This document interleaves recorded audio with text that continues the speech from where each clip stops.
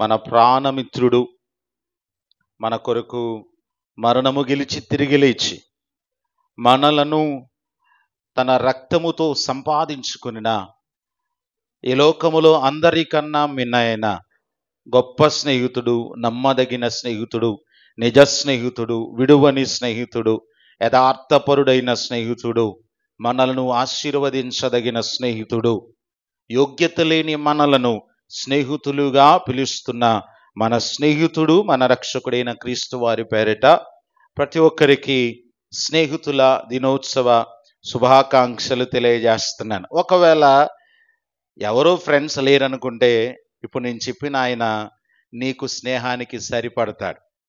కనుక నువ్వు ఒకవేళ ఒంటరి అయితే యేసయ్యతో స్నేహం ఆరంభిస్తే నీ జీవితం చాలా అందంగా, చాలా వండర్ఫుల్, కలర్ఫుల్, బ్యూటిఫుల్, ఈ ఫుల్ అన్నీ కూడా నీ జీవితంలో ఉంటాయి.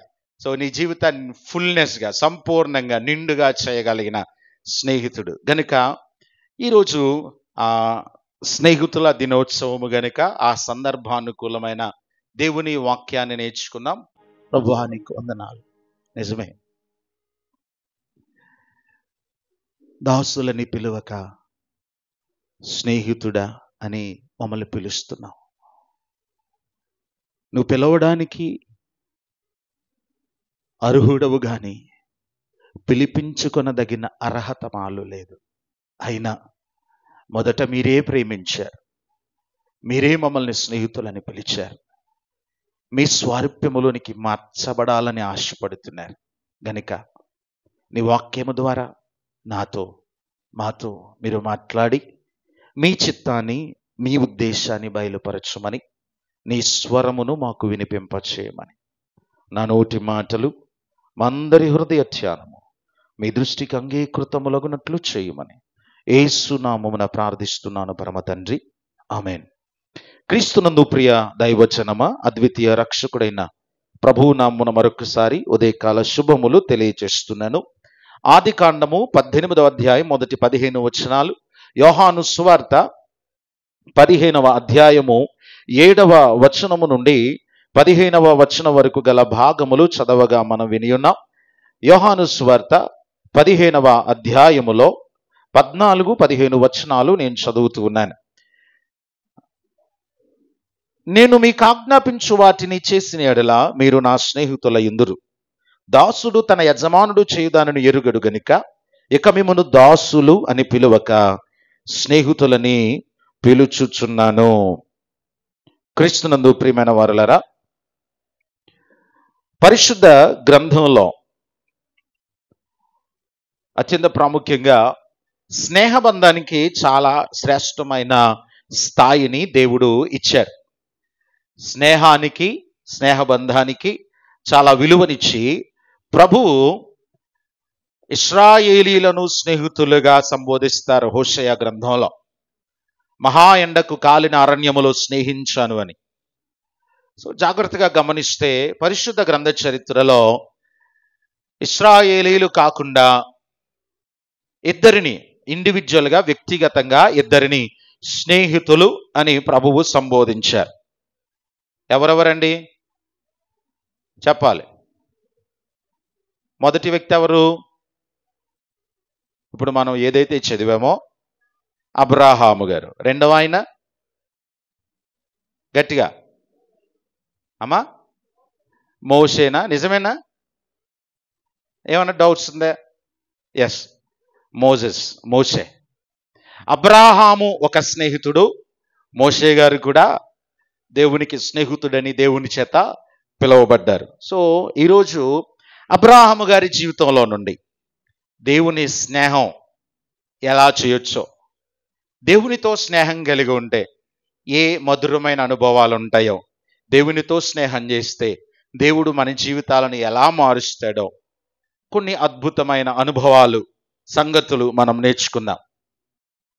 ఒక వ్యక్తి అంటాడు, true friends are never apart, maybe in distance but never in heart. అంటే నిజమైన స్నేహితులట ఒకవేళ దూరముగా, శరీర రీతిగా దూరంగా ఉండొచ్చేమో కానీ వారి మనస్సులలో మాత్రం ఎప్పుడూ కూడా దగ్గరగానే ఉంటారు అని. మరొక ఆయన అంటారు, ఇది సామాన్యమైన వ్యక్తి చెప్పిన మాట కాదు, అరిస్టాటిల్ గారు చెప్పిన మాట. Friendship is a single soul dwelling in 2 bodies. అంటే స్నేహము అనగా ఇద్దరి మనుష్యులలో ఒకే ఆత్మ కలిగి ఉండటం అని. మరొకరు అంటారు, ఎ friendship is someone who makes it easier to face the challenges of life and helps you to make more of the good times. అంటే నిజమైన స్నేహితురాలు నువ్వు కలిగి ఉంటేనట, నీకు కష్టమైన ప్రతి సందర్భములో అత్యంత సులభంగా నువ్వు సాధించగలవని నిన్ను ప్రోత్సహించి నువ్వు సాధించేలా చేయడానికి పూర్తి సహాయం అందించి నిన్ను ఒక ఉన్నత స్థాయిలో నిలవబెడతారట. ఇది స్నేహానికి అత్యుత్తమ స్థాయిలో ఉన్న నిర్వచనాలు. ఇంకా చాలా ఉన్నాయి. కానీ ప్రియమైన వర్లరా, ఒకవేళ స్నేహము, ఈ యోహాను సువార్త 15వ అధ్యాయములో యేసుప్రభు వారు అంటారు, మీరు నాకు శిష్యులై ఉంటారు బహుగా ఫలిస్తే అని చెప్పిన మాట తర్వాత ప్రభువు చెప్పిన మాట ఏంటనంటే, మీరు నాకు స్నేహితులు అని అన్నారు. గురు శిష్యుల బంధం చాలా గొప్పది. కొన్నిసార్లు ముఖ్యంగా గురువు దగ్గర ఎంత విద్య ఉందో అంత నేర్పించరు ఎక్కువ శాతం. ముఖ్యంగా నేను అనేది సబ్జెక్ట్ కొరకు, అంటే ఈ పుస్తక జ్ఞానం కొరకు కాదు, కానీ ఒకవేళ అది ఏదైనా గేమ్స్ విషయంలో కానీ, లేదంటే ఏదైనా పూర్వం ఇది బాగా అర్థమవుతుంది. అంటే యుద్ధ పరిస్థితులలో కుస్తీ పోటీలు కానీ, బాక్సింగ్ కానీ ఇలాంటివి చేసినప్పుడు బాక్సర్స్ ఒకవేళ గురువు మీద తిరగబడతాడేమో అనే ఉద్దేశంతో కొన్ని ఇంపార్టెంట్ టెక్నిక్స్ గురువు దగ్గర ఏం చేస్తారని అంటే జాగ్రత్తగా దాచేసుకుంటారు. గురువు కొన్ని విషయాలను దాచుకునే అవకాశం ఉంది. కానీ స్నేహితుడైతే మాత్రం ఏ విషయం దాచుకోరు. స్నేహితులు అనగానే రహస్యము లేకుండా బ్రతుకుతారు. స్నేహం గురించి మనం జాగ్రత్తగా గమనిస్తే ఫ్రెండ్షిప్లో కొన్ని అనుభవాలు. ఫ్రెండ్షిప్ అంటే ఒకరినొకరు తెలుసుకొని అర్థం చేసుకుంటారు. ఇద్దరు కూడా ఉమ్మడి ఆసక్తులు కలిగి ఉంటారు. కలిసి సమయం గడపాలని కోరుకుంటారు. ఒకరికొకరు సహాయం చేసుకుంటారు, ఒకరినొకరు కాపాడుకుంటారు. ఒకరంటే ఒకరికి చాలా ఇష్టపడతారు. ఇద్దరి మధ్య రహస్యాలు ఏముండరు. ప్రతి దానిని పంచుకుంటారు, అప్డేటెడ్గా ఉంటారు. పంచుకోవడం అంటే జరిగినయే కాదు, అప్పటి క్షణ సంగతులు కూడా అమ్మ కంటే, నాన్న కంటే, భర్త కంటే, భార్య కంటే కూడా అప్డేట్ వెళ్ళిపోతుంది. ఇలా జరిగిందిరా, హాస్పిటల్లో ఉన్నాడు అనుకోండి, నాకు ఇలాగైందిరా అని ముందు ఎవరికి, నాకు ఇలాగైందమ్మా అని ముందు ఎవరికి చెప్తారంటే స్నేహితుడికి, స్త్రీ అయితే స్నేహితురాలికి. అభివృద్ధిని కోరుకుంటారు. వీళ్ళలో స్వార్థం, మత్సరం ఉండదు, ఉండకూడదు. ఉంటే అది స్నేహం కాదు. తర్వాత ముఖ్యంగా స్నేహంలో ప్రామిసెస్ చేసుకుంటారు. ఒకరితో ఒకరు, ఒకరి ఎదుగుదల కోసం ఇంకొకరు ఖచ్చితంగా పనిచేస్తారు. ఇప్పుడు నేను చెప్పిన విషయాలన్నీ కూడా ముఖ్యంగా వాక్యానుసారమైన వాటి కొరకు చెబుతున్నాను. లోకంలో స్నేహం ఇంత ప్యూర్గా లేదు అని నేను ఖచ్చితంగా చెప్పగలను. ఎందుకనంటే కాలం మారుతున్న కొలది కంప్యూటర్ యుగం పేరుతో చాలా వేగంగా రిలేషన్స్ కూడా దెబ్బతింటున్నాయి. ఒక వ్యక్తి అంటారు, క్షణములో స్నేహితుడైతేనంట మరుక్షణంలో విడిపోతాడట. వెంటనే స్నేహితుడైపోతే మరుక్షణంలో విడిపోతాడు. కానీ ఎక్కువ శాతం స్నేహం అనగానే బాల్యమిత్రులు ఉంటారు. ఎక్కువ శాతం బాల్యమిత్రులు చాలా లాంగ్ ఇయర్స్గా జర్నీ చేస్తూ ఉంటారు. వారి జీవితంలో ఒకవేళ స్కూల్స్ వేరు కావచ్చు. నేను మొట్టమొదటిగా చెప్పిన నిర్వచనములుగా స్కూల్స్ వేరుగా ఉన్నా, కాలేజెస్ వేరుగా ఉన్నా, ఒకవేళ ఊర్లే మారిపోయినా ఫ్రెండ్షిప్ మాత్రం మారదు. అది ఇంకా బాండింగ్ పెరుగుతూనే ఉంటుంది. I'm not talking about the Facebook friendship, Twitter friendship, mail, Google, ఈ ఫ్రెండ్షిప్ లేవు. గూగుల్ తల్లి చెప్పే ఫ్రెండ్షిప్ కాదు నేను చెప్పేది. ఇన్స్టాగ్రామ్ ఫ్రెండ్షిప్ కాదు. ఓకేనా? ఇవేమి కాదు. ఇవన్నీ కూడా ఫేక్ ఫ్రెండ్షిప్. పైన ముఖ చిత్రం ఒకటి ఉంటుంది, కానీ అవతల మాట్లాడే పర్సన్ ఏజ్ డిఫరెన్స్ ఉండొచ్చు, లేదా జెండరే మారిపోవచ్చు. సో చాలా ప్రాబ్లమ్స్ ఫేస్ చేస్తాం. కానీ పరిశుద్ధ గ్రంథము చెబుతున్న స్నేహం అటువంటిది కాదు. ఇంకొక విషయాన్ని చెప్పి తర్వాత వాక్యములోనికి నేరుగా వెళ్ళిపోదాం. ఫ్రెండ్షిప్ పరిశుద్ధ గ్రంథము చాలా క్లియర్గా ఒక విభజన ఇచ్చింది. ఆడపిల్లలు ఆడవారితోనే స్నేహం. ఇది కొంతమంది జీర్ణించుకోలేరు, కష్టంగా ఉంటుంది. మగవారు మగవారితోనే స్నేహం. ఇది క్లియర్గా ప్రభువు చెప్పిందే. ఎందుకు అనంటే పరిశుద్ధ గ్రంథము స్నేహం విషయంలో ఆడపిల్లలు ఆడపిల్లలతో స్నేహం చేశారు, మగపిల్లలు మగపిల్లలతో స్నేహం చేశారు. మించితే వీటికి మించున్నది వాక్యం చెబుతుంది, దుష్టుని నుండి పుట్టున్నది. సో ఒకసారి ఆలోచించుకోండి, ఎక్కడైనా ఫ్రెండ్షిప్ చేస్తే అది ఎంతవరకు వాక్యానుసారం, అది ఎంతవరకు మీ క్యారెక్టర్ని జడ్జ్ చేయడానికి అవకాశం ఇస్తున్నారు, అది నిజంగా ఎంతవరకు అది జెన్యూన్ అనేది వాక్యాన్ని బట్టి మిమ్మల్ని మీరు బేరీజు చేసుకోండి. అలాగని దేవుని వాక్యము తప్పు అని మనం ఆలోచించడానికి ఎంత మాత్రము లేదు.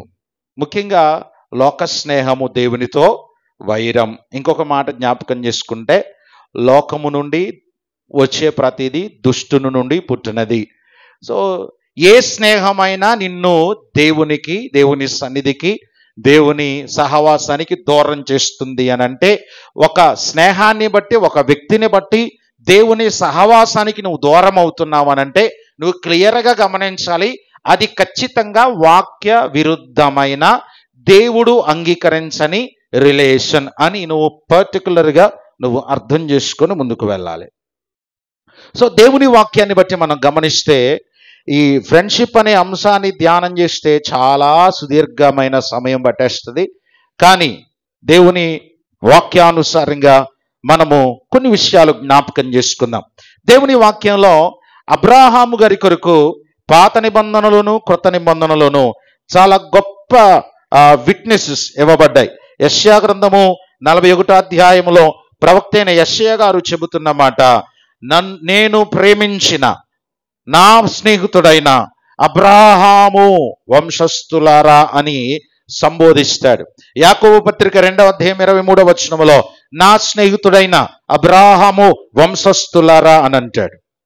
సో అలాగే మొదటి దినవృత్తాంతములలో కూడా మనం గమనిస్తే, మొదటి దినవృత్తాంతములలో 20వ అధ్యాయములో యెహోషాపాతు రాజు యొక్క ప్రార్థనలో కూడా నీ స్నేహితుడైన అబ్రాహాము అని రాజుగారు సంబోధిస్తారు. సో ఈ విషయాలన్నీ మనం ఒక్కసారి జ్ఞాపకం చేసుకున్నప్పుడు ప్రభువే ఒక అద్భుతమైనటువంటి తీర్మానాన్ని ఇక్కడ మనకి జ్ఞాపకం చేస్తూ ఉన్నాడు. అబ్రాహాము దేవుని స్నేహితుడు. అబ్రాహాము దేవుని స్నేహితుడు. ఈరోజు దేవునితో మన స్నేహం కలిగి ఉండటం అంటే ఎలాంటి అనుభవాలు మనం కలిగి ఉండాలి, ఎలా ఉంటాం? అబ్రాహాము గారి లైఫ్ స్టైల్లో నుండి దేవుని స్నేహితుడైన అబ్రాహాము ద్వారా దేవునితో స్నేహం అనే విషయాన్ని మనము జ్ఞాపకం చేసుకుంటూ ఉన్నాం. యాక్చువల్గా maximum friendship start with a conversation. ఎక్కువ శాతం ఏదైనా స్నేహం ఐదర్ పాజిటివ్ ఆర్ నెగిటివ్. ఇందులో స్నేహం అనే దగ్గర వచ్చేసరికి అందరూ పాజిటివిటీతోనే ప్రారంభిస్తారనేది మాత్రం అంగీకరించదగిన విషయం కాదు. ఎక్కువ శాతం ఫ్రెండ్షిప్ అనేది నెగిటివ్తోనే ప్రారంభించబడి మిగిలిన వాళ్ళందరినీ వదిలిపెట్టి వీడే నాకు సరైన వాడు, ఎందుకనంటే మొట్టమొదటిసారి నాలో ఉన్న లోపములను ఎత్తి చూపాడు అని జీవితకాలం అంతా నన్ను భరించగలిగే ఓపిక వీడికుంది, ఆమెకుంది అని నమ్ముతాం. సో జాగ్రత్తగా గమనిస్తే అబ్రహాం గారి జీవితంలో, మోషే గారి జీవితంలో ఈ టైప్ ఆఫ్ కాన్వర్జేషనే మొట్టమొదట మొదలైంది. సో జాగ్రత్తగా ఆదికాండం 12వ అధ్యాయానికి వెళ్తే దేవుడు అబ్రాహాముతో మాట్లాడుతున్న నేపథ్యాన్ని జ్ఞాపకం చేసుకుంటే, నిర్గమకాండ 3వ అధ్యాయములో మోషేతో జరుగుతున్న కాన్వర్జేషన్ జ్ఞాపకం చేసుకుంటే, అక్కడ దేవుడు పలుకుతున్న ఒకే ఒక్క మాట, నీవు లేచి నువ్వు వెళ్ళు. అబ్రాహాముతో అదే అన్నారు, మోషేతో కూడా అదే అన్నారు. సో ఎక్కడికి వెళ్ళాలి అనేది అబ్రాహాముకు తెలియదు, అబ్రాహాము నమ్మడానికి అవకాశం లేదు.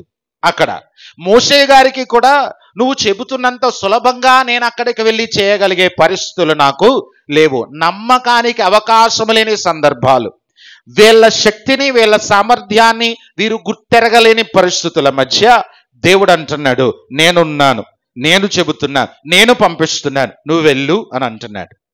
సో ఆదికాండం 12వ అధ్యాయము మొదటి 4 వచనాలలో ఉన్న విషయాన్ని ఏమని సంబోధిస్తారని అంటే, ముఖ్యంగా 7-fold బ్లెస్సింగ్స్ ఆఫ్ అబ్రహాం, అబ్రాహాము గారి యొక్క 7 ఆశీర్వాదాలు అని చూస్తాం.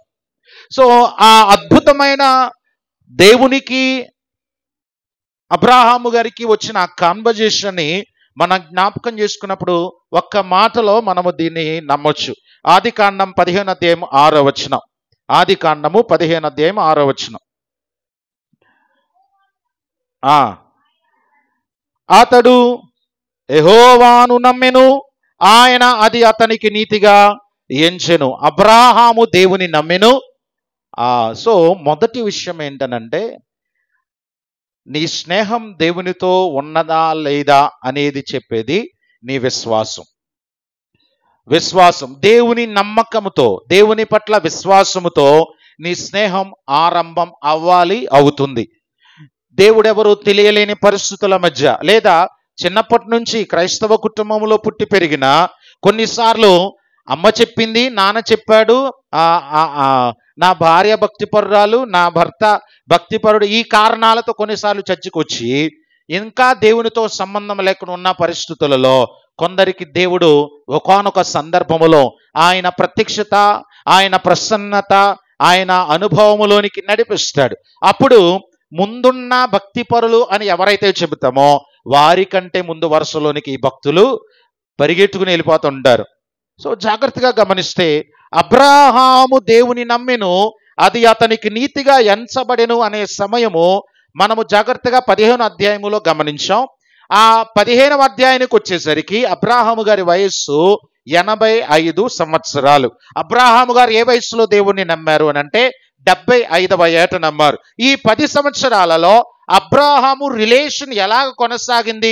దేవుడు మాట ఇచ్చాడు, దేవుడు వాగ్దానం చేశాడు, నీకు సంతానం ఇస్తాను, నీకు భూమి ఇస్తాను, నీ గర్భములోండి రాజులు వస్తారు, నిన్ను దీవించేవారు దీవించబడతారు, నిన్ను శపించేవారు శపిస్తాను, నీవు సకల ప్రజలకు ఆశీర్వాద కారణముగా ఉంటావు అని దేవుడు మాట ఇచ్చాడు. ఇందులో ఏ ఒక్కటి కూడా అబ్రాహాము జీవితంలో నెరవేరలేదు. మీరు గమనించండి, 15వ అధ్యాయానికి వచ్చేసరికి ఇంకా ఏమి అబ్రాహాము గారి జీవితంలో దేవుని యొక్క వాగ్దానాలు ఏమి నెరవేరల. అయినా కానీ అబ్రాహాము దేవుని యందలి విశ్వాసమును ఎక్కడా కూడా కోల్పోలేదు. మన విశ్వాసం ఎలా ఉండాలో తెలుసా? చూడండి ఒకసారి అబ్రాహాం గారి కొరకు హెబ్రీ పత్రిక 11వ అధ్యాయములో 8వ వచనములో ఉన్నమాట. ఎక్కడికి వెళ్ళాలో తెలియకయే అబ్రాహాము బయలుదేరెను అనే మాట చూస్తాం. హెబ్రీ 11:8. ఎక్కడికి వెళ్ళాలో తెలియకుండానే అబ్రాహాము గారు, అంటే విశ్వాసములో అబ్రాహాము ఎందుకంత అగ్రగణ్యుడయ్యాడు, తండ్రి ఎందుకయ్యాడు, తండ్రిగా ఎందుకు పిలువబడుతున్నాడనంటే తెలియకుండానే తన విశ్వాసములో పూర్తిగా దేవుని మీద ఆధారపడి దేవుని యందు విశ్వాసముతో అబ్రాహాము ప్రయాణాన్ని ప్రారంభించేశాడు. ఈరోజు దేవుడు ఇస్తాడా లేదా? దేవుడు అనేక వాగ్దానాలు చేశాడు, చేసి చాలా కాలమైంది. నా స్థితి మారతాదన్నాడు, నా బ్రతుకు మారతాదన్నాడు, మారడానికి అవకాశం లేకపోయినా నమ్మాను, ఇంకా ఇవ్వలేదు అని కృంగిపోతున్నామేమో. అబ్రాహాము దేవునితో స్నేహం చేసినప్పుడు అబ్రాహాము దేవునితో స్నేహములో ఉన్నాడు తప్ప ఎక్కడా కూడా దేవుని శోధించలేదు. ఇంకొక మాట జ్ఞాపకం చేసుకుంటే, ఎప్పుడైనా ఇద్దరు ఫ్రెండ్స్, ఒక ఫ్రెండ్ ఇంకొక వ్యక్తికి ప్రామిస్ చేశాడనంటే ఖచ్చితంగా ప్రామిస్ని నిలబెట్టుకుంటాడు. ఎందుకంటే మాట ఇచ్చింది స్నేహితుడు, ప్రాణ స్నేహితుడు. సో ఎప్పుడు చేయాలో స్నేహితుడికి బాగా తెలుసు. వీడు అనుకుంటాడు, ఇంకొక స్నేహితుడు ఇస్తానన్నాడు కదా, నాకు ఇంకా ఇవ్వలేదేటి అని అనుకోడు. ప్రాణ స్నేహితుల మధ్య ఆలోచన రాదు, ఎందుకంటే వాడు ఇస్తానన్నాడు. సో వాడు ఎప్పుడు ఇవ్వాలో వాడికి తెలుసు. సో జాగ్రత్తగా గమనిస్తే అబ్రహాం విశ్వాసం అదే. ఈరోజు దేవుడు నీకు చేసిన అనేక ప్రామిసెస్ని బట్టి నువ్వు చాలాసార్లు ప్రశ్నార్థకంగా ఏంటి నా పరిస్థితి అని అనుకుంటానేమో. అలా అనుకోవద్దు. నీకు మాట ఇచ్చిన వాడు ఎవరు అని అంటే ప్రాణ స్నేహితుడు. అబ్రాహాముకు మాట ఇచ్చినవాడు, ఇస్సాకుకు మాట ఇచ్చినవాడు, మోషేకు మాట ఇచ్చినవాడు. ఇచ్చిన మాటలన్నీ దేవుడు అక్కడ స్నేహితుడిగా నిలబెట్టుకున్నాడు. వారికంటే నీతో చేసే స్నేహము చాలా గొప్పది. ఎంత గొప్పదనంటే వారి కొరకు ప్రాణం అప్పటికి ఇంకా ఇవ్వాల, నీ కొరకైతే ప్రాణమిచ్చి ఆయన నిన్ను సంపాదించేసుకున్నాడు. సో నేను ఎప్పుడు అంటాను, అబ్రాహాము కంటే పరిశుద్ధ గ్రంథంలో ఉన్న భక్తులందరికంటే నీవు నేను మనము నిజంగా ధన్యులం. క్రీస్తు రక్తాన్ని బట్టి గొప్పవారం. భక్తిని బట్టి కాదు. వారందరైతే వారు చేసిన భక్తిని బట్టి, వారి త్యాగాలను బట్టి గొప్పవారు. కానీ మనము క్రీస్తును కలిగి ఉన్నందుచేత, ఆయన రక్తములో కడగబడినందుచేత, ఆయన మనకు ప్రాణ స్నేహితుడైనందుచేత మనం గొప్పవారం అయిపోయాం, అంతే. రెండవది ఏంటనంటే దేవునితో స్నేహం అనంటే ఖచ్చితంగా విశ్వాసం తర్వాత రెండవది విధేయత. యోహాను సువార్త 7వ అధ్యాయం 14వ వచనంలో ఇదే మాటను యేసు ప్రభువు వారు చెబుతున్నారు. యోహాను సువార్త 15వ అధ్యాయము 14వ వచనం, నేను మీకు ఆజ్ఞాపించు వాటిని చేసిన ఎడల మీరు నా స్నేహితులై ఉందురు. నా స్నేహితులై ఉందురు. దేనిని బట్టి? మీరు నేనేమైతే ఆజ్ఞాపించునో దాన్ని చేస్తే, అంటే విధేయత.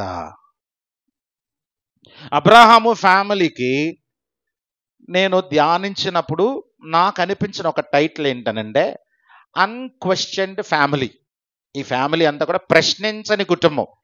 ఏ సందర్భాన్ని బట్టి, ఏ శ్రమని బట్టి, ఆఖరికి కొడుకును దేవుడు బలివ్వమని అడిగినప్పుడైనా ఎందుకు అని ప్రశ్నించని గొప్ప కుటుంబం మన Christian families.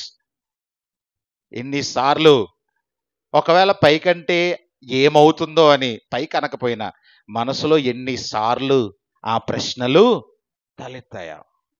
So unquestioned obedience, unquestioned faith. అబ్బో, ఈ ఫ్యామిలీని మనము ధ్యానిస్తేనే ప్రశ్నకి అవకాశం వారు ఇవ్వలా. ప్రభువుని వెంబడిస్తూ వెళ్ళిపోయారు. విశ్వాసముతో దేవుని వైపు చూశారు. దేవుడు చేయమన్నది చేశారు. తెరాహును విడిచి, తెరాహు దగ్గర ఉన్న ఆస్తిని, సంపదను అన్నిటిని విడిచి, తన తండ్రి స్వార్జితాన్ని విడిచి, తన వంతుగా తన భాగాన్ని తను తీసుకుని బయటకు వచ్చేయమన్నప్పుడు ప్రతి విషయంలో ఎక్కడికి వెళ్ళాలి, ఏం చేయాలి, ఏం అక్కర్లా. ప్రభు ఉండమంటే ఉన్నాడు, కదలమంటే కదిలాడు, తినమంటే తిన్నాడు. ఎంత గొప్ప ధన్యత అండి. సో దేవునితో అద్భుతమైన స్నేహ బంధము కలిగినటువంటి అబ్రాహాము, దేవుడు తన 99వ ఏట అబ్రాహాము గారికి ప్రత్యక్షమయ్యాడు. చూడండి 17వ అధ్యాయానికి మనం వస్తే 17వ అధ్యాయములో మొట్టమొదటి వచనములో మనము చూసినప్పుడు, నేను సర్వశక్తి గల దేవుడను, నా సన్నిధిలో నడుచుచు నిందారహితుడవయుండుము, నాకును నీకును మధ్య నా నిబంధనను నియమించి నిన్ను అత్యధికముగా అభివృద్ధి పొందించదనని అతనితో చెప్పెను. 2 విషయాలు చెప్పారు అక్కడ అబ్రాహాముతో. మొదటిగా నిందారహితుడుగా ఉండు, రెండవదిగా నా నిబంధనలో భాగస్వామిగా ఉండు. మొదటిది నిందారహితుడుగా ఉండు అనగానే మనం జ్ఞాపకం చేసుకోవాలి లేవికాండం 19వ అధ్యాయం 2వ వచనం, నేను పరిశుద్ధుడనై ఉన్నాను గనుక మీరు పరిశుద్ధులై ఉండుడి. నిందారహితుడు అంటే అర్థం ఏంటి? యాక్చువల్గా తెలుగు భాష చాలా గొప్పది. కొన్ని ఎక్స్ప్రెషన్స్ మన భాషలో ఉన్నంత అద్భుతమైన కంఫర్ట్, అద్భుతమైనటువంటి వివరణ మరే భాషలో ఉండదు. నిందారహితుడనంటే, రహితుడు అనగానే అక్కడ నిందించబడడానికి అవకాశము అనేది ఎంత మాత్రము లేనివాడు అని. నిష్కలంకుడు అని అంటే కలంకం అనేది అంటటానికి అవకాశం లేనివాడు అని. గనుక దేవుడు పరిశుద్ధుడు, దేవుడు నిందారహితుడు, దేవుడు నిష్కలంకుడు. అబ్రాహాము అదే మాట చెప్పాడు. ఎక్కడా కూడా నీతో నాతో కూడా అదే చెప్తున్నాడు. ఆయన పరిశుద్ధుడు. పరిశుద్ధమైన తన రక్తము పెట్టి మనలను సంపాదించుకున్న స్నేహితుడు. మనము కూడా నిందారహితులుగా ఉండాలని ప్రభువు చెబుతున్నాడు. రెండవదిగా నిబంధన చెప్పాడు అక్కడ. వారికి ఇచ్చిన నిబంధన ఏంటనంటే సున్నతి నిబంధన. మీరు తర్వాత చదువుకుంటే 17వ అధ్యాయములో సున్నతి నిబంధనలోనికి ఇష్మాయేలు, అబ్రాహాము ఇంటి దగ్గర పనిచేస్తున్న పనివారితో సహా మొత్తం అందరూ కూడా ఆ నిబంధనలకు వచ్చేసారు. ఎప్పుడైతే సంపూర్ణమైన విధేయతతో నిబంధన జనాంగముగా అబ్రాహాము వచ్చాడో తర్వాత జరిగింది ఏంటనంటే, మూడవదిగా దేవుని ప్రత్యక్షత అబ్రాహాముకి కలిగింది. దేవుని ప్రత్యక్షత నేరుగా.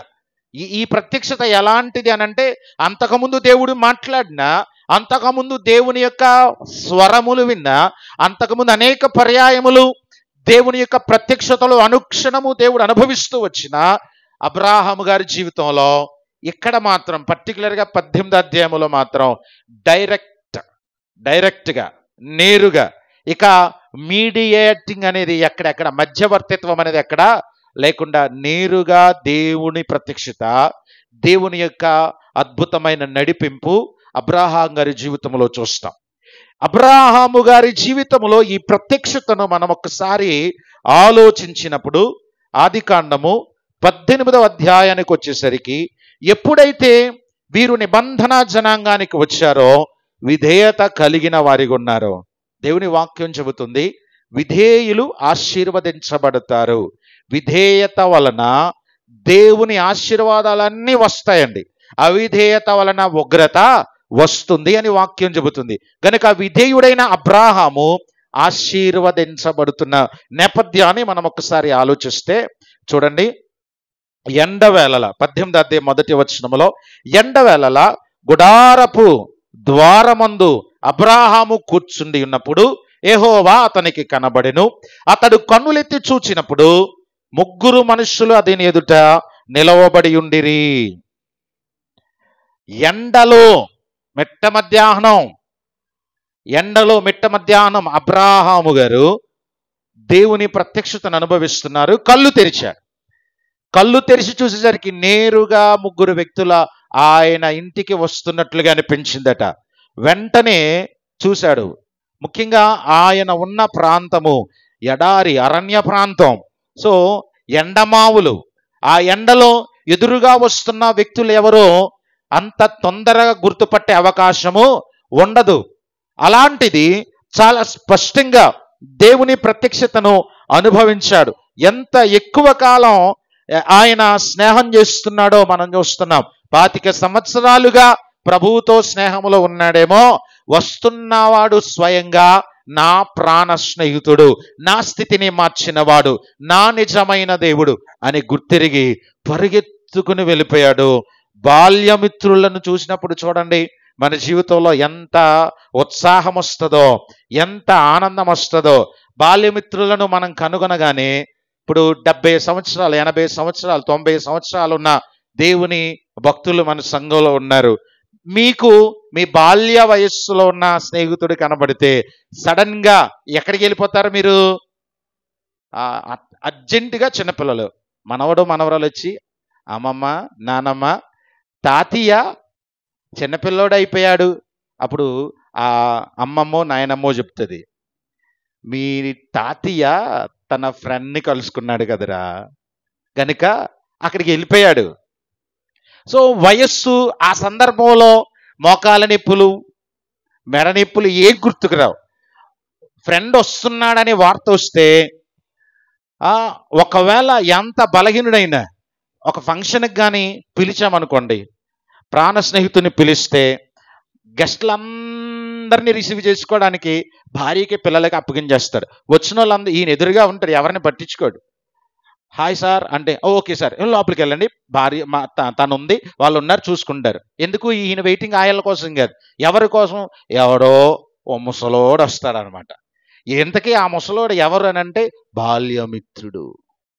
ఈ నడుము నొప్పితోనో, ఈ కాళ్ళ బలహీనతతోనో, ఈ నీరసంతోనో వచ్చే వరకు ఎండ ఉంది తాతయ్య నీడకొచ్చి అంటే, ఒకవేళ నేను లేనని వెనక్కే వెళ్ళిపోతాడేమని ఫంక్షన్ కంటే ముందుకొచ్చేసి ఎప్పుడు వస్తాడా అని చూసి ఎంత ఓపిక ఎదురు చూస్తాడు. అబ్రాహాం గారు దేవుణ్ణి చూడగానే కుర్రాడైపోయాడు. 99వ సంవత్సరం దేవుని ప్రత్యక్షత కలిగింది.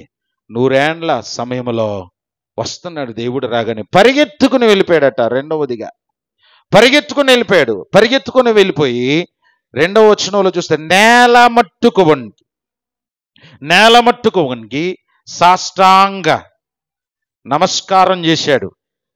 వంగి ఆయన అంటున్నాడు, ప్రభువా నీ కటాక్షము నా మీద ఉన్న ఎడల ఇప్పుడు నీ దాసుని దాటిపోవద్దు. నేల మట్టుకు వంగాడు, పరిగెత్తాడు. నేను అన్నాను కదా, పరిగెత్తాడు. అబ్రాహాము గారి జీవితం అప్పటికి ఎంత సౌఖ్యమైన జీవితం అంటే, ఆయన రాజుగా, ఆయన దగ్గర సుమారుగా 318 మంది సైనిక బలగం ఉంది. వారే కాకుండా కేకేస్తే కో అంటే పలికే అంత గొప్ప పనివారున్నారు. కానీ వస్తున్న స్నేహితుని ఎదుర్కోవడానికి ఎవరు ఆతృతగా పరిగెట్టాడు? బహుశా నేను అనుకుంటాను, పనోళ్ళందరూ దీటరా మన అయ్యగారు ఇప్పటి వరకు ఎప్పుడు అంతలా పరిగెట్టడం చూడలేదు, ఎవరు వచ్చారు ఏంటి అని అంటే, ఏమోరా ఆ వచ్చిన వాళ్ళు ఎవరు గొప్పవారు అయి ఉంటారు, అంతలా పరిగెడుతున్నారు. మన అయ్యగారే రాజు, అలాంటి రాజుగారిని ఎవరైనా కలుసుకున్నారంటే వాళ్ళు ఇంకా గొప్పవాళ్ళు అయి ఉంటారు. నిజంగా గొప్పోడే. పరిగెత్తాడు. ఈ పరిగెత్తిన సందర్భాన్ని ఒక్కసారి జ్ఞాపకం చేసుకుంటే 18వ అధ్యాయంలో చాలా సందర్భాలకు ఆయన పరిగెత్తుకుని వెళ్ళాడు. మొదటిగా వీరిని ఎదుర్కోవడానికి పరిగెత్తాడు. రెండవదిగా నీళ్లు తేడానికి పరిగెత్తాడు. కొంచెం నీళ్లు తెప్పిస్తాను, మీరు కాలు కడుక్కోండి అని అన్నాడు. తర్వాత గుడారంలో ఉన్న శారమ్మ దగ్గరికి పరిగెత్తాడు. తర్వాత పశువుల మందలోకి పరిగెత్తాడు. తర్వాత పాలు పితికేవాడి దగ్గరికి పరిగెత్తాడు. నీళ్లు తేవడం మొదలుకొని, వంటలు సిద్ధపరచడం మొదలుకొని, అన్ని విషయాలలో పరుగున. మామూలుగా అటు ఇటు తిరుగుతున్న వ్యక్తులను ఏమంటారంటే, కాలు కాలిన అబ్రాహాం గారు అంత హడావిడి చేసేస్తున్నారు. ఇంతవరకు కిచెన్లో ఎప్పుడు రాని ఆయన శారమ్మ గారితో అంటున్నారు, నాకు భలే నవ్వొచ్చిందండి ఆ వచనం చదివినప్పుడు. చూడండి 6వ వచనం చదవండి. అబ్రాహాము గుడారములో ఉన్న సారా యుద్ధకు త్వరగా వెళ్ళి, నీవు త్వరపడి 3 మానికల మెత్తని పిండి తెచ్చి పిసికి. మీకు ఏమన్నా అనిపించిందా? స్త్రీలు చెప్పాలి, మీకు ఏమన్నా కొత్తగా అనిపించిందా? డిఫరెంట్గా ఏమనిపించలేదా? ఇప్పుడు ఇక్కడ మ్యాక్సిమం ఉన్న వాళ్ళు 10 సంవత్సరాల పైనే దాంపత్య జీవితంలో ఉన్నారు కదా. 10 సంవత్సరాల్లో మీ భోజనం తింటున్న యజమాని వచ్చి, ఎవరో ఫ్రెండ్ వచ్చాడని, ప్రతిరోజు బాగా ఉండవమ్మా అని అనే భర్త వచ్చి ఇలా చెయ్యి అలా చేయని సలహా ఇస్తూ ఉంటే ఎలా ఉంటుంది మీకు? పైగా ఏ టైంలో గిన్నెలు కడిగేసుకొని, నిజమే కదా, మధ్యాహ్నం అంటే వంట చేసేసి బొవ్వలు తినేసి గిన్నెలు కడిగేసుకున్న టైంలో అసలు వంట చేయమని చెప్పడమే తప్పు, అవునా కదా? అలాంటి వంట చేయమని చెప్పడం తప్పు అయితే రెండో తప్పు ఏంటి? ఎలా చేయాలో చెప్తున్నాడు. మెత్తటి పిండి తీసుకోవాలట. తర్వాత పిండిని ఏం చేయాలంట? రొట్టె చేయడానికి ఎలా పిసకాలంటే అమ్మా, శారమ్మ గారు ఒక్కసారిగా నవ్వుకుంటున్నారు లోపల మనసులోని. నా వంటకి మొదటిసారి పేరు ఎడుతున్నాడు ఈయన, ఇప్పటి వరకు నీ అంత వంట మేస్త్రి లేరన్నాడు ఈయన, ఇప్పుడేంటి కొత్తగా ఎవరో ముగ్గురు వచ్చారని. సో జాగ్రత్తగా గమనిస్తే అక్కడ అబ్రాహాము గారు స్నేహితుడి కోసము తీసుకుంటున్న జాగ్రత్త, ఇష్టం, మర్యాద, ప్రేమ ఇవన్నీ కనబడుతున్నాయి. ప్రియులరా, ఇవన్నీ ఒక ఎత్తు అయితే ఆయన మొట్టమొదటి ఏమన్నాడంటే కాళ్ళు కడుక్కోండి అని అన్నాడు. ఎందుకు కాళ్ళు కడుక్కోమన్నాడు? చెట్టు కింద ఎందుకు బస్ చేయమన్నాడు అని అంటే, ఎండలో వచ్చారు 3 వ్యక్తులు. సో ఎండలో వచ్చినప్పుడు వారు ధరించిన వస్త్రాలు కానీ, వారు వేసుకున్న పాదరక్షలు కానీ, వాటిని బట్టి అవన్నీ కాలిపోయి చాలా భయంకరమైన వేడిని, శ్రమను అనుభవిస్తూ ఉంటారు. అలాంటి సందర్భంలో మంచి చల్లటి నీళ్ళు తెస్తాను. మీరు అలసట లేకుండా హాయిగా ఉండండి. మీరు హాయిగా రిలాక్స్ అయితే మీరు నేను కొంతసేపు మాట్లాడుకోవచ్చు. మీరు ఒకవేళ రిలాక్సేషన్ లేకుండా ఉంటే, కాళ్ళు మంటలతో ఉంటే, మీ కాన్సన్ట్రేషన్ నా మీద ఉండదు, మనం డిస్టర్బ్ అవుతాం. కనుక మీరు మీకున్న శ్రమ నుండి కొంచెం తేలికకండి అని అన్నాడు. కాళ్ళు కడుక్కున్నారు, కూర్చున్నారు. అబ్రాహాం గారు గుడారములో ఉన్న శారమ్మ దగ్గరికి వెళ్ళి ఆతిథ్యం ఇవ్వటం విషయంలో చాలా సూచనలు ఇచ్చారు. పశువుల మంద దగ్గరకు వెళ్ళాడు. నమ్మకమైన పనివాడితో అంటున్నాడు, బాబు మంచి లేగదోడ చూడు అన్నాడు. అదిగోనండి అని అంటే, అవునా, ఇంతకు ముందు అయితే అబ్బాయ్ మంచి లేగదోడ వేసేయి అనేవారు. ఇప్పుడు అలా అంటలా, చూడమన్నాక దగ్గరికి వెళ్ళాడు. అనువనువును పరిశోధిస్తున్నాడు. ఎక్కడైనా ఏదైనా కణితుందా, ఎక్కడైనా రంగు తేడా ఉందా, లేదా నడుస్తున్నప్పుడు కాలిలో ముళ్ళు గుచ్చుకుని ఏమైనా పస్స ఏమన్నా చేరిందా, గెట్టకి ఏమైనా దెబ్బ తగిలిందా, చెవి దగ్గర ఏమైనా ఇన్ఫెక్షన్ ఉందా, ప్రతిదీ పరిశీలించి మంచిది నిర్దోషమైనది ఇచ్చాడట. సో ఇక్కడ నాకు ఒక విషయం జ్ఞాపకం చేయాలని అనిపించింది. దేవుని వాక్యములో స్పష్టంగా గమనిస్తే ఆతిథ్యం ఇవ్వటం, హెబ్రీ పత్రిక 13వ అధ్యాయాన్ని మనం చూస్తూ ఉంటాం. కొందరు తెలియకయే దేవదూతలకు ఆతిథ్యమిచ్చిరి అనే మాట చూస్తాం. ఈ ఆతిథ్యము దగ్గర నాకు అనిపించిన 3 విషయాలను జ్ఞాపకం చేస్తాను. ముఖ్యంగా ఇది ఏం నేర్పిస్తుందనంటే, ప్రాణ స్నేహితుడైన ప్రభువుకు ఇవ్వటం గురించి నేర్పిస్తూ ఉంది. అబ్రాహాం గారు దేవునికి ఆయన దగ్గర ఉన్న దానిలో దశంభాగం ఇచ్చారని వాక్యం చెబుతుంది. అంతేకాకుండా ఆయన ఇంటికి దేవుడే స్వయంగా వచ్చినప్పుడు తన దగ్గర ఉన్న వాటిలో శ్రేష్టమైన వాటినే అబ్రాహాము దేవునికి ఇచ్చారు. ఆహారం తెచ్చారు, మంచి పాలు తెచ్చారు కదండి, వెన్న తెచ్చారు.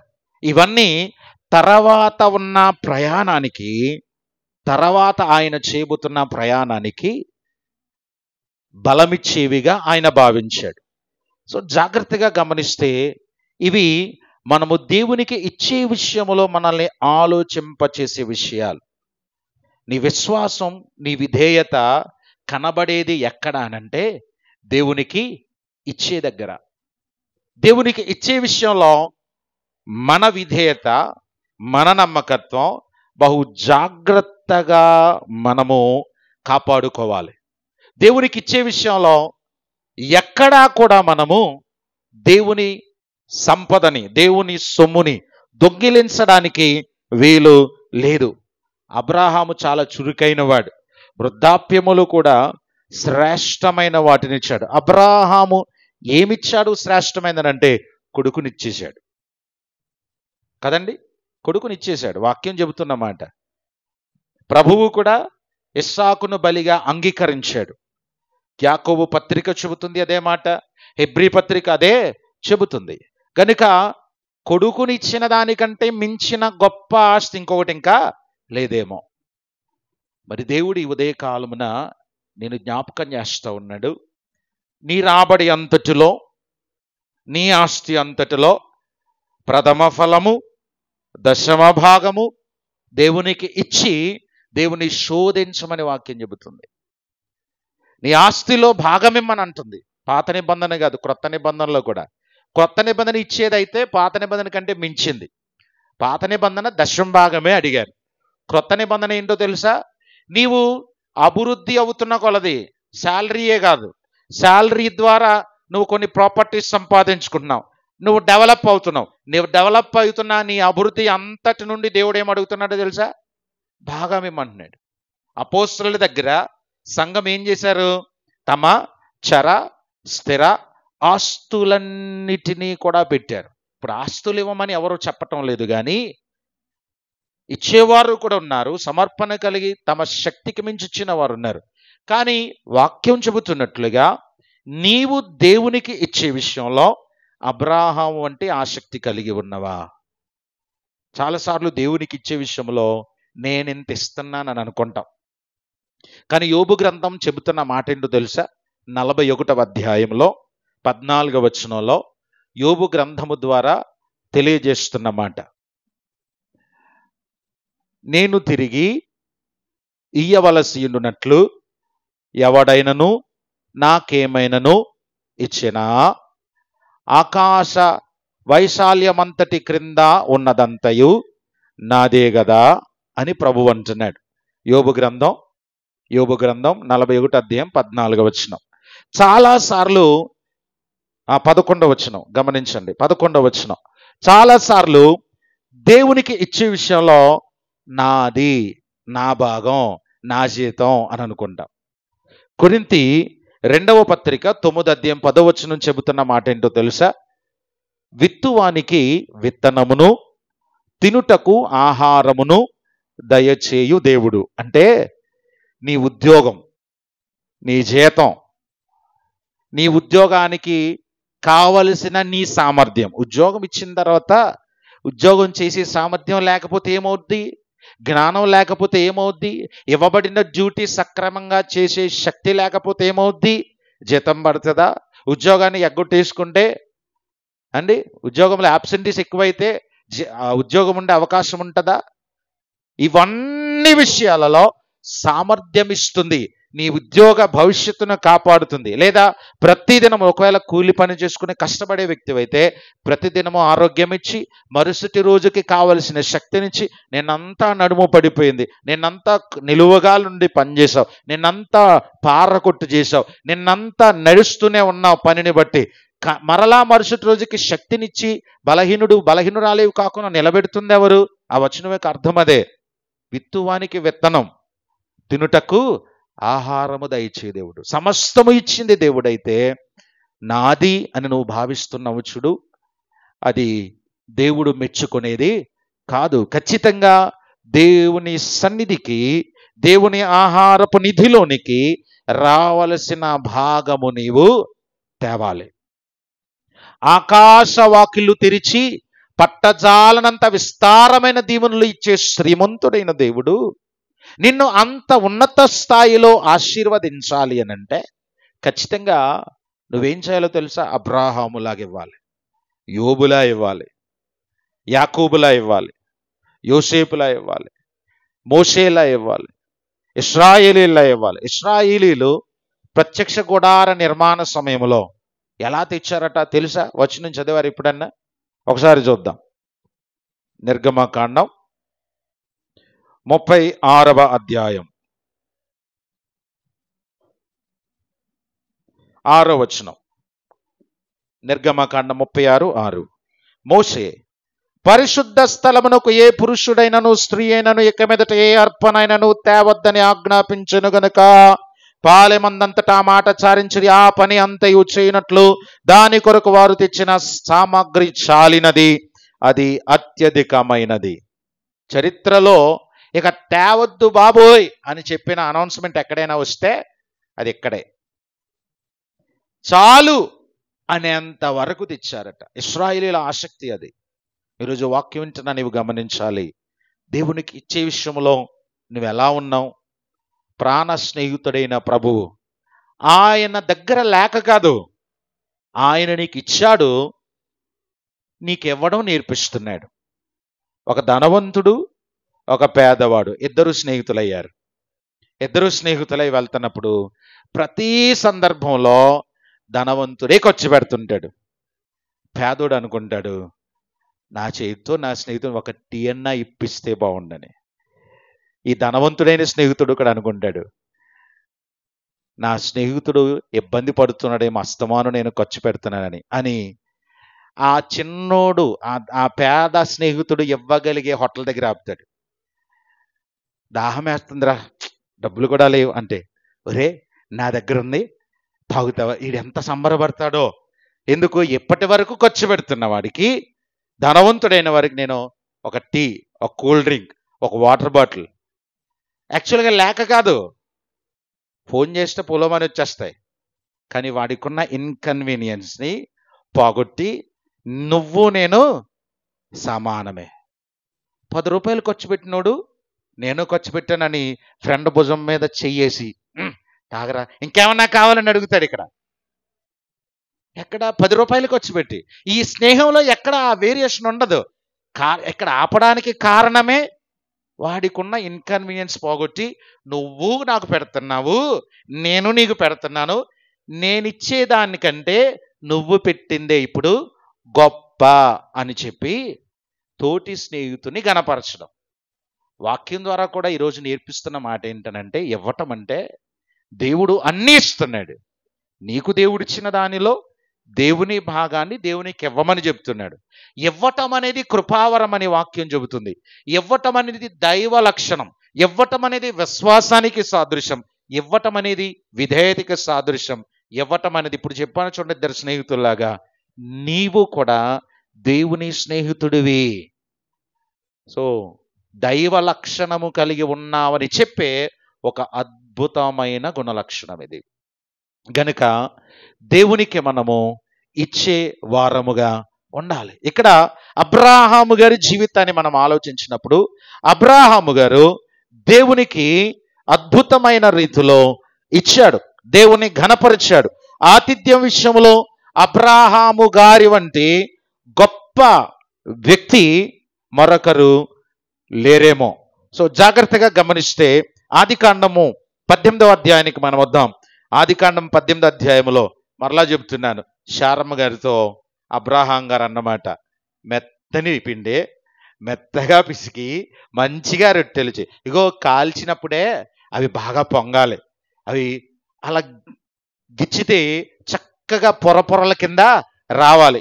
మనకి యాక్చువల్లీ 2 మాటలే రాశారు, కానీ చాలా చెప్పుంటారు అబ్రహాం గారు. ఈ 2 మాటలకి ఎంత ఉందంటే చాలా వివరించుంటారు. అది మచ్చ ఉండకూడదు, కాలిందా లేదా అన్నట్టుగా ఉండాలి. రంగు ఎక్కడ మాడిన రంగు ఉండకూడదు, చాలా ప్లెయిన్గా ఉండాలి.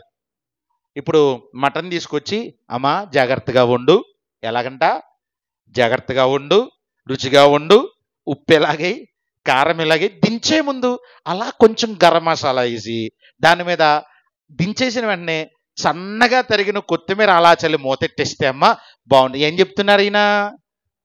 సుమారుగా 75 సంవత్సరాల కాపర అనుభవం, దాంపత్య అనుభవంలో ఉన్న భార్యకి భర్త ఇస్తున్న ఇన్స్ట్రక్షన్. ఫ్రెండ్స్ వచ్చినప్పుడు ఎందుకో ఆ అనుభూతిలో చిన్నపిల్లలు అయిపోతారు. వచ్చిన వాడిని తృప్తిపరచాలి, ఆ స్నేహమును ఇంకొంత ప్రొలాంగ్ చేసుకుంటూ లైఫ్ లాంగ్.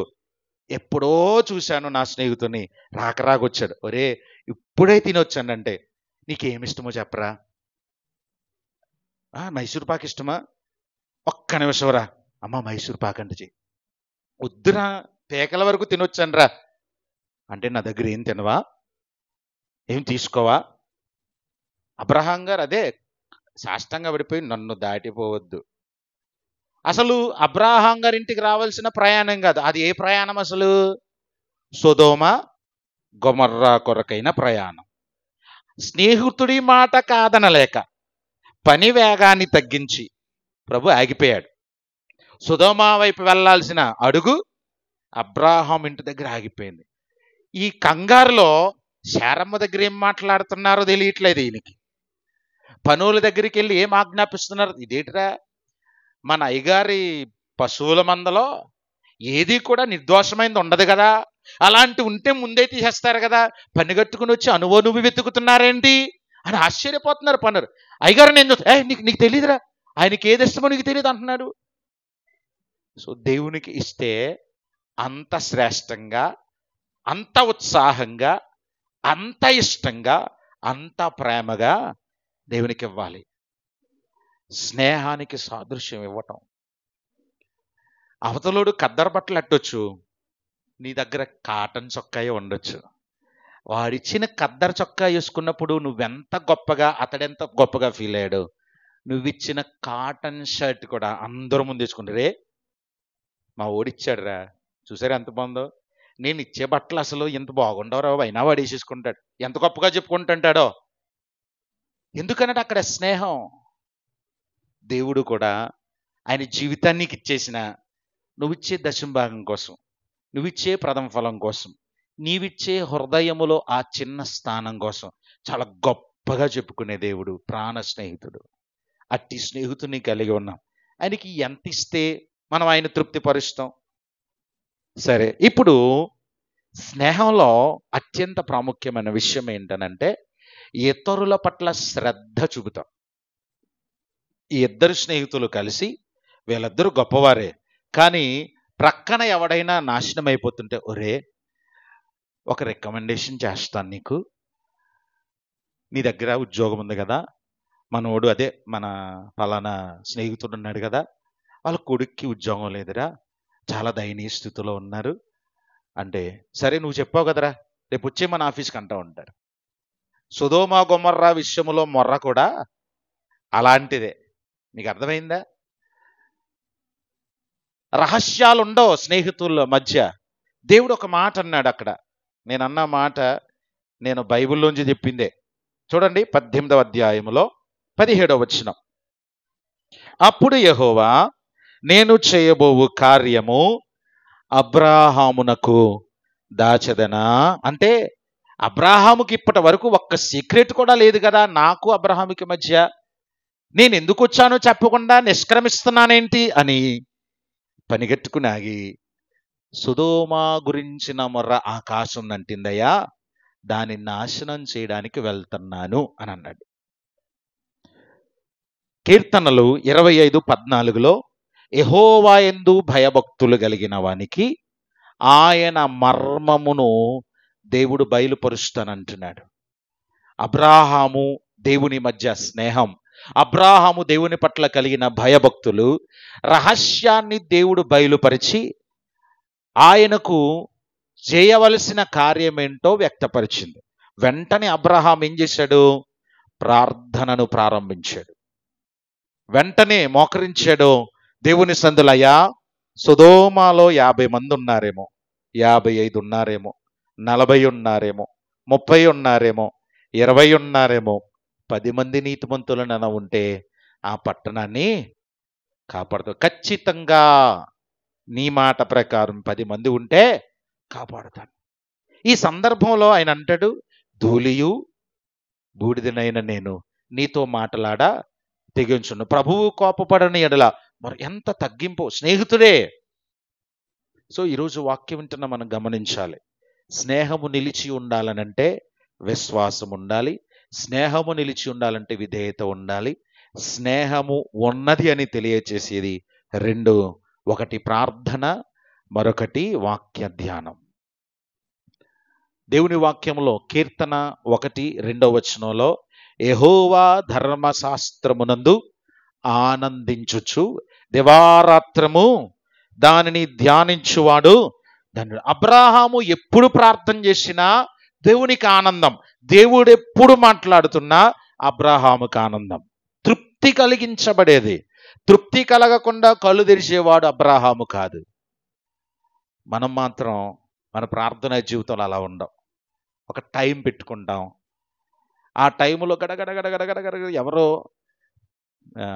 ఇప్పుడు భాషలో చెప్తే వందే భారత్ ఎక్స్ప్రెస్ లాగా ఆగాల్సిన దగ్గర కూడా ఆగకుండా, ఎంత భయంకరంగానో. మాట్లాడుతున్న నీకైనా అర్థమవుద్దో లేదో తెలియదు. ప్రభువా ఫైనల్గా మళ్ళా ఇంకా చాలా ఉన్నాయి కానీ ప్రభువా సమయం లేదు. అంత సమయం లేకుండా దేవుని దగ్గరికి ఎవరు వెళ్ళమన్నారు? అసలు స్నేహం అంటేనే సమయమంతా ఆ స్నేహితుడితో స్నేహితురాలతో గలపడం కదా. అప్పుడే కదా తృప్తి. ఆ మాటల్లోనే కదా నీకే సమస్య ఉందో అవతల స్నేహితుడికి అర్థమవుద్ది, నీకేం కావాలి అనేది తెలుస్తుంది. స్నేహితుడు వచ్చాడు, ఆతిథ్యం తీసుకున్నాడు. ఎప్పుడైనా ఫ్రెండ్స్ ఒకరింటికి ఇంకొకరు వెళ్తే ఖాళీ చేతులతో వెళ్ళరు. ఖచ్చితంగా పిల్లలకో, భార్యకో, లేదా ఆ యజమానికో ఇష్టమైనది తృప్తి కలిగించేది లేదనంటే ఖాళీ చేతులతో వెళ్ళి అంటారు, ఏం కావాలో అక్కడ పరిశీలించి తీసుకుందాం, ఆర్డర్ పెడదాం. అక్కడ మాట్లాడుతూ ఉండగానే మొబైల్లో చాటింగ్, పలానాది పలానాది పలానా షాప్ నుంచి ఇక్కడికి రావాలని అడ్రస్ పెట్టేస్తారు. వీళ్ళ ఇంటి దగ్గర నుంచి బయటకు వచ్చే లోపు ఆ ఇంటికి ఉన్న వస్తువు వచ్చేయాల. అబ్రహాం జీవితంలో అదే జరిగింది. దేవునితో స్నేహములో మమేకమై ఉన్నాడేమో, విందు స్వీకరించాడు. తింటున్నప్పుడు చాలా మాటలు మాట్లాడుకున్నారు. తృప్తికరంగా మాట్లాడుతూ ఉండగా స్నేహితుడైన దేవునికి ఒక నవ్వు, ఒక ముసిముసి నవ్వు వినబడింది. ఎవరు అని అంటే, శారమ్మ ఉన్నారు కదా. అమ్మా అబ్రహాం, శారమ్మ ఎలా ఉంది? గుడారంలో ఉందయ్యా. ఏం చేస్తుంది ఏంటి? ఇదిగో నేను చెప్తున్నాను అని గిఫ్ట్ ఇస్తున్నాడు దేవుడు అక్కడ. మరలా 1 year, 1 సంవత్సరం లోపు నేను వస్తాను, మరలా నేను వస్తాను. వచ్చేటప్పుడు నీకు ఏదైతే కొరతగా ఉందో ఆ ప్రామిస్ నేను వచ్చే సంవత్సరానికల్లా నెరవేర్చబోతున్నాను అంటే అబ్రాహాము నమ్మాడు. అక్కడ 17వ అధ్యాయంలో అబ్రాహాము కూడా శారమ్మలా నవ్వాడు, కానీ అబ్రాహాం ఇక్కడ నమ్మాడు. ఎందుకంటే నేరుగా వచ్చాడు. ఇక్కడ స్నేహితుడు ఫోన్లో నేను వస్తానరా, చూస్తానరా అంటే అది వేరు. కానీ డైరెక్ట్గా వచ్చిన తర్వాత వచ్చాడు, చూశాడు కాబట్టి ఖచ్చితంగా చేస్తాడు. శారమ్మ మాత్రం నవ్వుతుంది. నేనేంటి ముసలోడైన నా భర్తకి కొడుకుని కొండమేంటి? నేను పాలిస్తున్నానని ఎవరు చెప్తారు? అసలు ఇదంతా భలే విచిత్రంగా ఉంది. ఏదేదో మాట్లాడేస్తున్నారు సంతోషంలోని. స్నేహితుడిని తృప్తిపరచడానికి చాలా నవ్వేసుకుంటుంది ఆవిడ. ఆ ముసిముసి నవ్వులు, ఆ బోసి నవ్వులు ఎవరికి వినబడ్డాయి? ప్రాణ స్నేహితుడైన ప్రభువుకి వినబడి,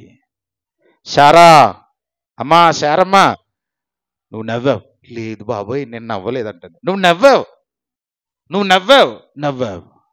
అక్కడ అన్నిసార్లు ప్రభువు నవ్వు అని చెప్పడం వెనక ఉద్దేశం ఏంటంటే, నేను ఏది ఇవ్వాలనుకున్నానో అది ఆల్రెడీ నువ్వు కలిగి ఉన్నావు. నేను నవ్వునే ఇవ్వాలనుకున్నాను, నువ్వు ఆల్రెడీ నవ్వుని కలిగి ఉన్నావు.